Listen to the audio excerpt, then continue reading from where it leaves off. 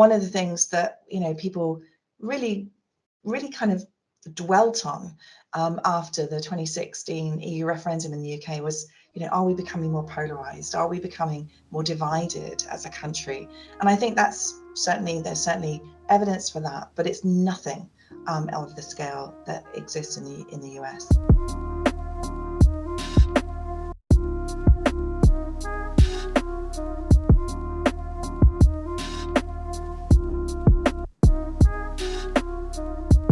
One of the really interesting aspects, as I've been following British politics really closely over recent years, has been the difference between what the data is showing and the narrative that builds up around the data.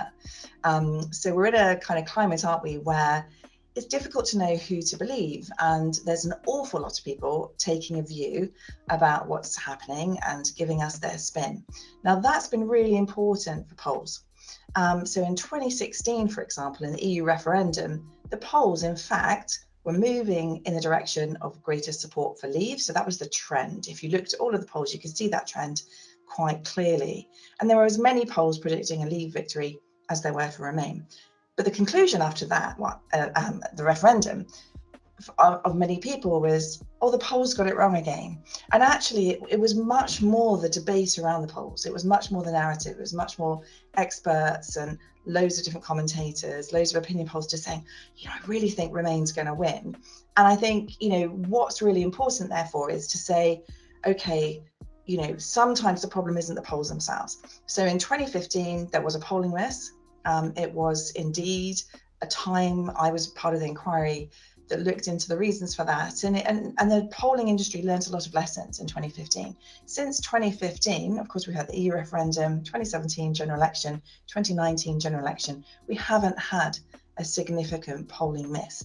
That doesn't mean we're not going to have one next. And what is really interesting about the polls at the moment is that there's a large spread. So in actual fact, within that large spread, somebody's probably right. All of the polls right now are pointing to a significant Labour lead, but they're pointing to anything from a sort of 14-15% Labour lead all the way up to a 25% Labour lead. And that's because of different choices being made about undecided voters or voters who might not intend to vote.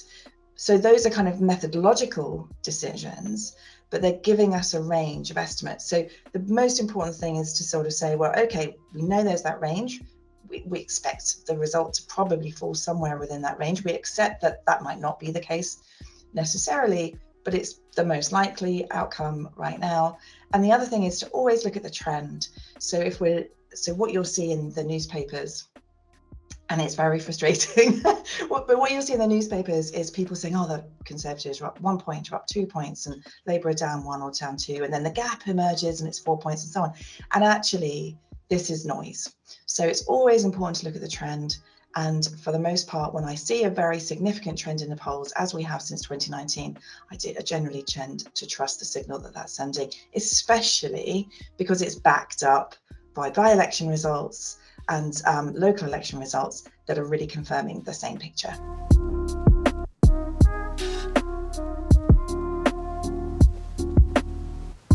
There's two ways of thinking about volatility, I think. One is the dramatic events that keep on happening. We think of the COVID pandemic, nobody saw that coming. We think of what's happening in Ukraine, now in Gaza and Israel, and economic difficulties the country's going through and so on. So they were the kind of big events. And I think it's a really interesting question. It's one that I don't think I've fully got to the bottom of, to be honest, whether or not we are really seeing more kind of tumultuous times. I think clearly we are in terms of climate and the sort of these big existential questions. But we think about the 1970s, we think about the winter of discontent, the threat of nuclear war and so on. There have been other times that have felt very tumultuous. The other way of thinking about volatility is about thinking about how much churn there is, how much kind of unpredictability there is in terms of elections and the electorate. And I've been part of the British Election Study team since 2013. And the British Election Study is the longest running social science survey in the UK. And one of the things that we did in a book was to examine how many people were switching their support between parties over time. So how much mixing, how kind of fluid is the electorate now, and how different is that to the past, and why is that the case? And that volatility, that switching, that increased to a peak in 2015 in the general election, went down a bit in 2017, and it went down again in 2019. And that's probably because there's a kind of stickiness around Brexit support that we still see. And certainly we still see that after 2019. We see the relationship between how you voted in the referendum and your vote choice or your vote intention in general election to be very, very strong still. So that could lead to a bit more stability.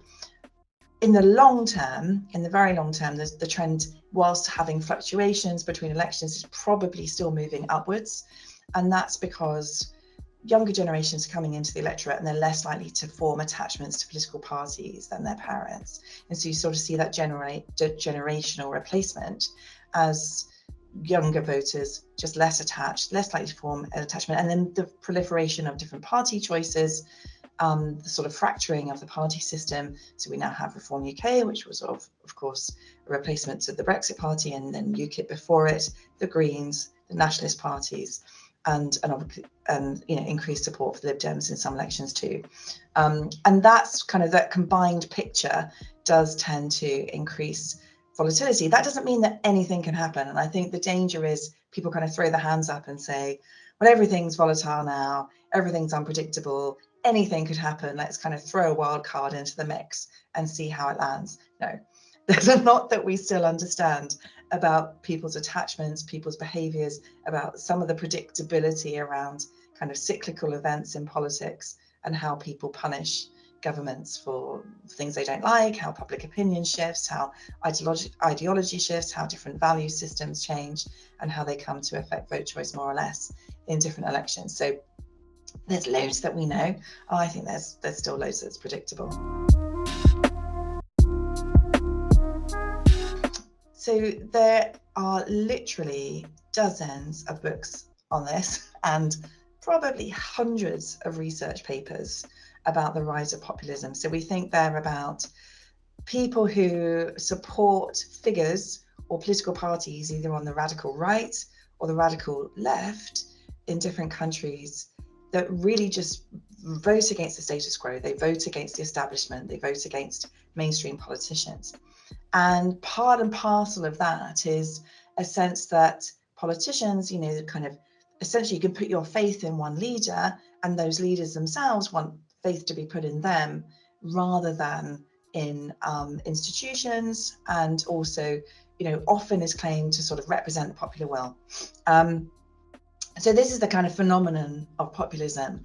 And, if we look at the big picture explanations for this, I think the first place to start is just how the traditional structures and the traditional relationships that were formed in countries and their party systems between voters and political parties through things like unions, through things like social class, in other countries, attachments to the church, or different sort of differences between cities and more rural areas. So these were the solid relationships in politics.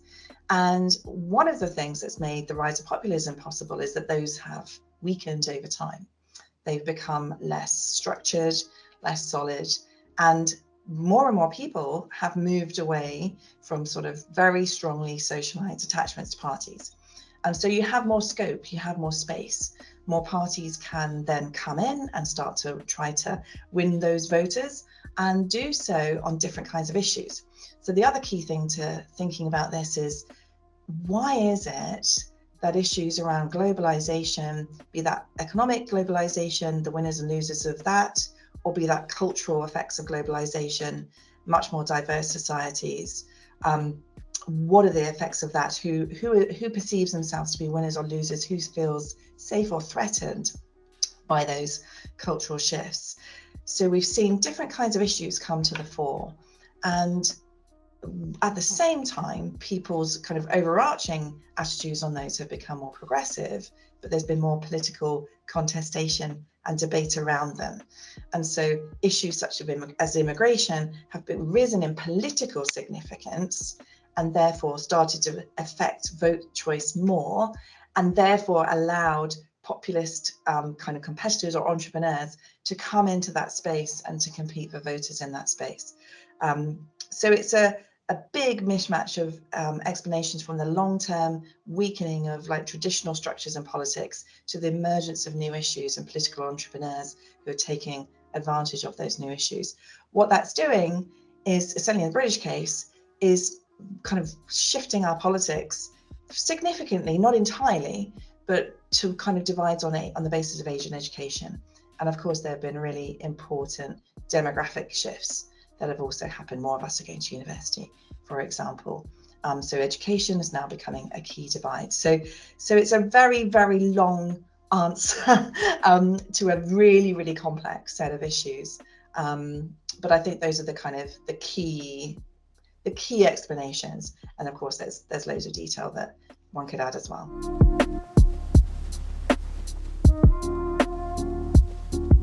It's very, very many parallels between the US and the UK in terms of some of the big shifts that have happened in elections, certainly.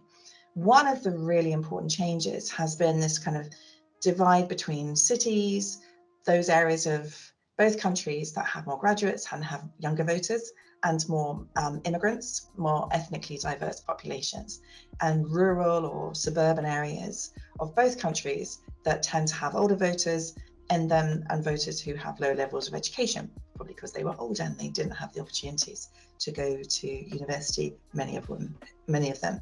So we've seen those kind of parallels. And I think, when we saw the rise of support for Trump and we saw Brexit at the same time, that was another moment of thinking, okay, so what are the forces that are shaping those phenomenon, and how much are those shared in other countries too, across Western Europe, where we're seeing the rise of other political movements. So I think, clearly there are some really important parallels, but there are some really significant differences too. Now, I mean, obviously we know the institutions are different, presidential versus parliamentary systems, but I think the key differences are the degree to which news is highly partisan in the US. So we haven't seen that to the same degree in the UK. And that's been really important for support for Donald Trump, for example, on the basis of his Fox News appearances, and just how much attention was given to him in the US. And the second incredibly important difference is just how much polarization there has been in the US. And when we think about polarization, there's lots of ways of thinking about this, but what we're really thinking about is this tendency now for Democrats to believe almost as many kind of terrible things about Republicans as Republicans believe about Democrats, or for Democrats to believe as many terrible things about the Republican president as Republicans would think about currently Joe Biden.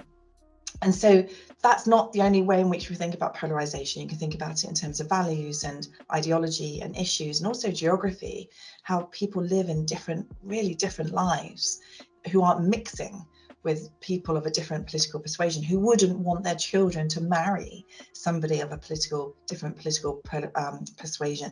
So you have very, very strong polarization in the US, and it's significantly stronger than it is in the UK. One of the things that people really kind of dwelt on after the 2016 EU referendum in the UK was, are we becoming more polarized? Are we becoming more divided as a country? And I think there's certainly evidence for that, but it's nothing of the scale that exists in the US. And then the third really important factor in the US is just how much institutional gridlock there has been between Congress and within Congress, and the ability of presidents to actually pass legislation and to get their budgets through, and to essentially deliver what people expect of government has been becoming less likely over time. So that institutional gridlock is a massive part of this problem. It's because of polarization as well, but it's also part of the problem in people looking to government and having faith in their institutions to be able to do what they want them to do, and seeing the other side as blocking anything that they would wish to to be enacted. And then with that polarization, with that institutional gridlock, with that partisanship in news, is this kind of deep distrust now, and belief systems, not just about whether you should raise taxes or lower taxes or build more houses or build fewer houses, but truths about whether the election was stolen. And so you have very extreme differences in belief systems, and we don't currently, and I hope we never will, have that level of polarization in the UK.